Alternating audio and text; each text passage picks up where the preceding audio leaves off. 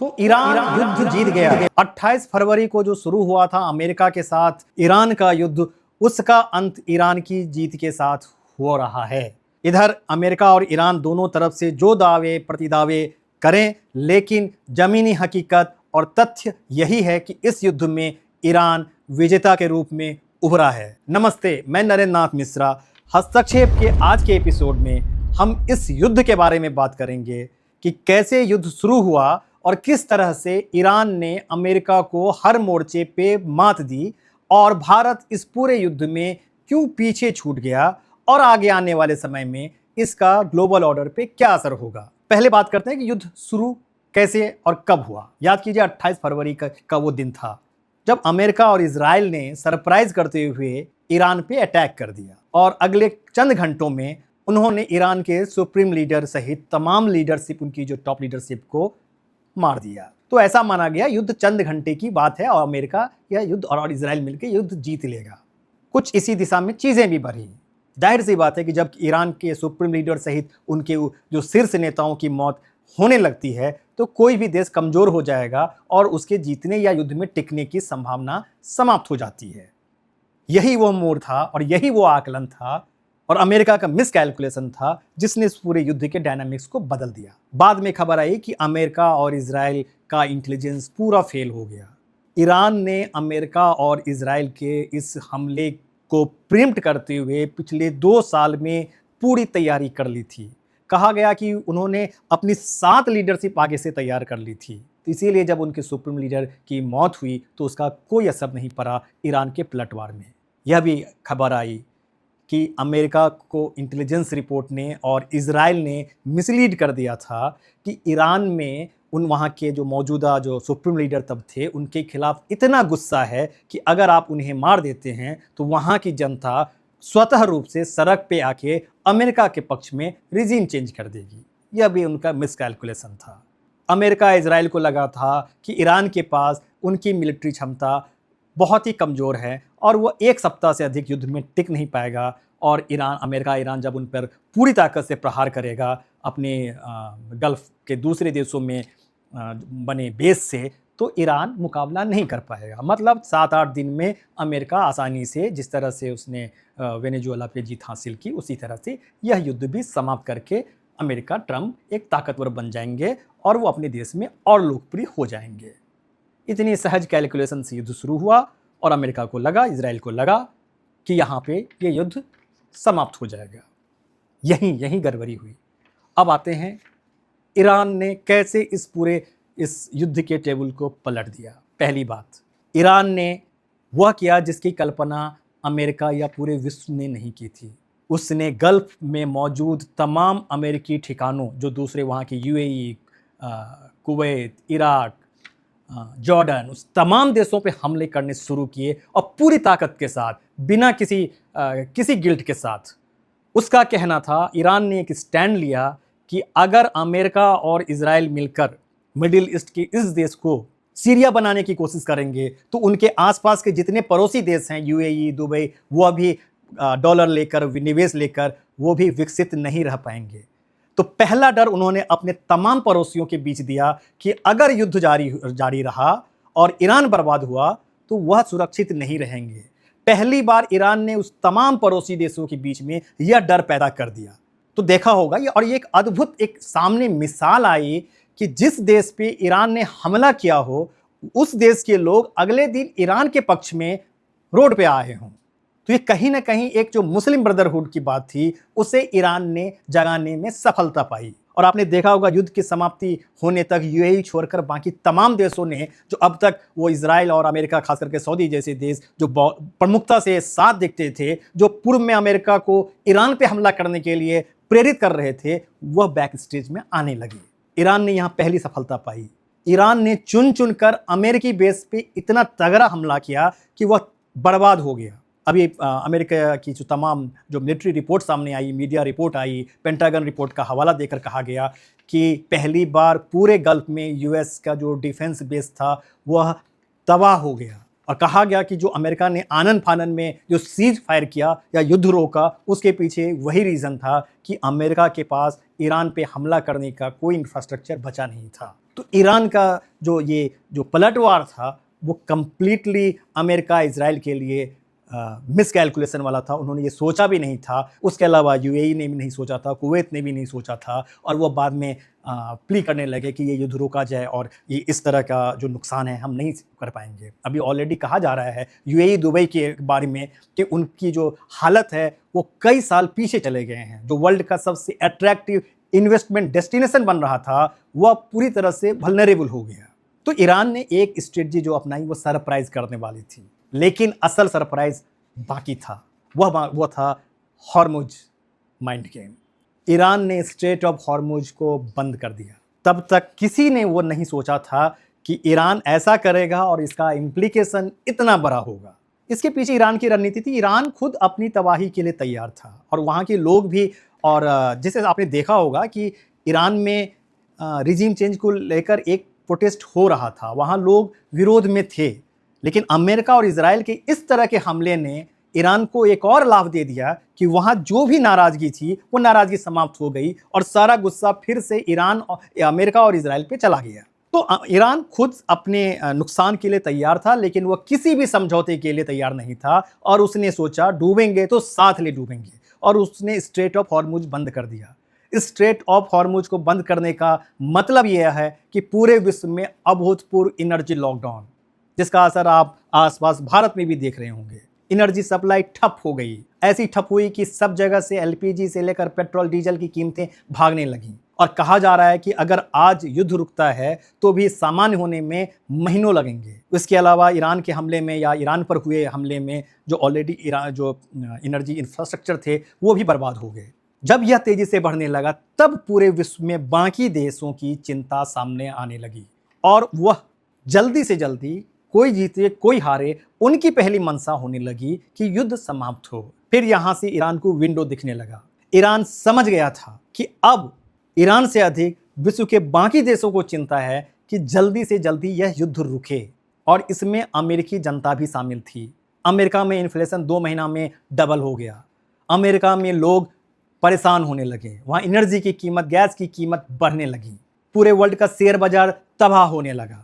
Iran इन सब चीज़ों पे नज़र रख रहा था। ईरान के अंदर रणनीति थी कि अगर यह कुछ दिन और जारी रहा और वह इस माइंड गेम में बने रहें तो बाकी विश्व टिक नहीं पाएगा।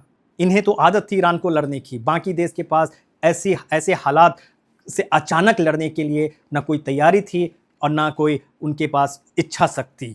अमेरिका में ट्रंप की लोकप्रियता कम होने लगी। मिड टर्म चुनाव से पहले तमाम सर्वे जिसमें ट्रंप समर्थित मीडिया हाउसेस भी थे, उन्होंने कहा कि आज तक के सबसे अलोकप्रिय राष्ट्रपति ट्रंप हो गए हैं। यह इन तमाम घटनाक्रम पे ईरान की नज़दीकी नज़र थी।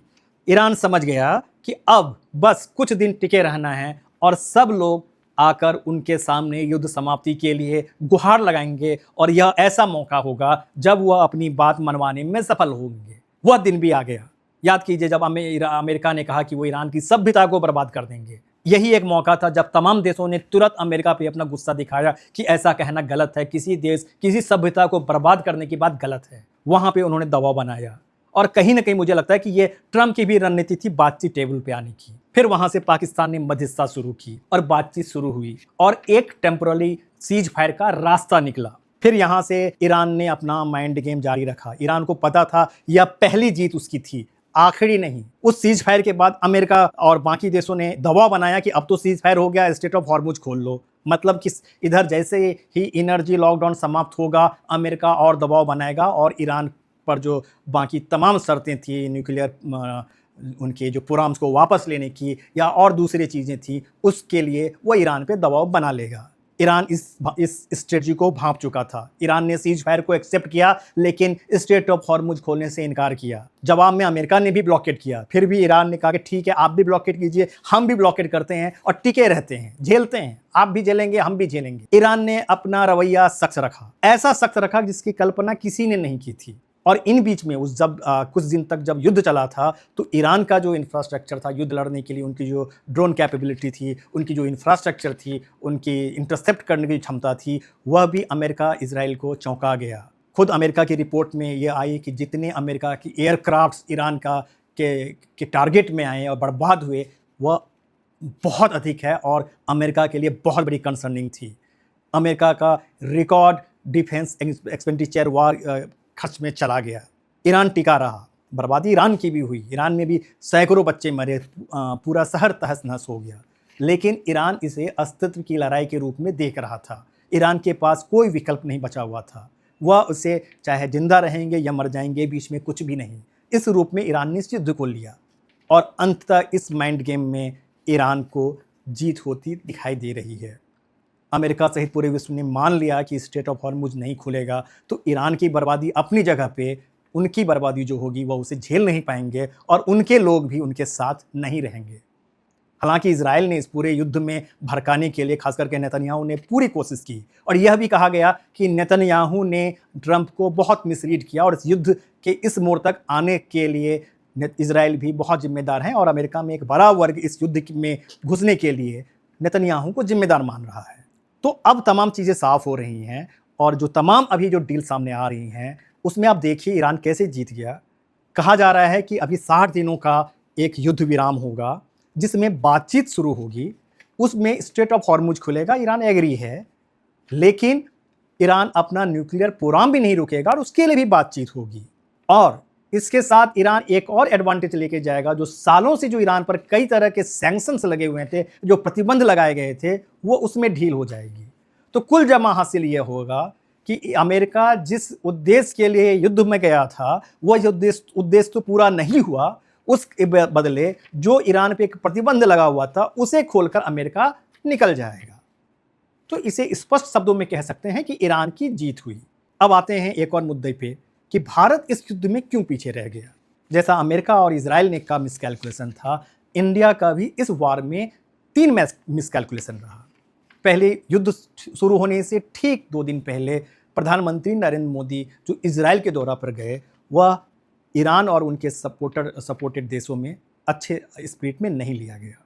इसे इस रूप में लिया जा सकता है कि चलिए यहाँ गलती हो सकती है कि एक वह संयोग था और वहाँ से दौरा करके लौटे और युद्ध शुरू हो गया और भारत को इस बारे में कोई जानकारी नहीं थी।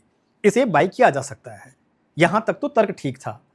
लेकिन जब वहाँ के सुप्रीम लीडर की मौत हुई तो भारत ने 10 दिनों तक उस पर एक प्रतिक्रिया नहीं दी, न शोक व्यक्त किया। पाकिस्तान जैसा देश जो अमेरिका के ज़्यादा क्लोज दिख रहा था, उसने भी इस मौत की निंदा की और शोक व्यक्त किया। एक कोई भी ईरान के साथ भारत का डिप्लोमेटिक बहुत ही मजबूत संबंध रहा है। एक ऐसा भी नहीं कि ईरान हमारा दुश्मन देश रहा है। ईरान एक मित्र देश रहा है और हमारे कई मौक़ों पे वो काम स्टैंड उसने लिया है, भारत के साथ मजबूती से के साथ खड़ा रहा है। सालों से उनके सुप्रीम लीडर की मौत हो जाती है और भारत एक सामान्य डिप्लोमेटिक प्रोटोकॉल में एक शोक व्यक्त नहीं करता है। यह बहुत बड़ी भूल थी और कई सारे सरकार के करीबियों ने भी कहा कि यह जो भी जिनका सुझाव था वो गलत था और भारत को ऐसा नहीं करना चाहिए था। देर से रियलाइज़ किया गया और 12-13 दिनों के बाद देर रात में विदेश सचिव जाते हैं और चुपके से शोक संदेश दे देते हैं। लेकिन संदेश जा चुका था। भारत ने इस देश में जाने अनजाने में अमेरिका और इजराइल के भारत साथ दिखा और ईरान के खिलाफ दिखा। भारत इस चीज़ को अवॉइड कर सकता था।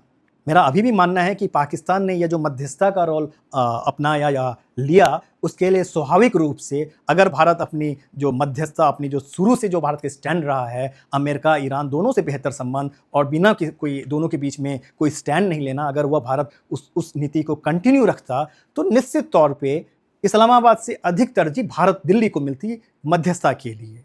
और वो भी तब जब इसी साल भारत में ब्रिक्स सम्मेलन होना है, जिसके लिए ईरान एक सबसे मजबूत साझेदार देश में से एक शामिल है।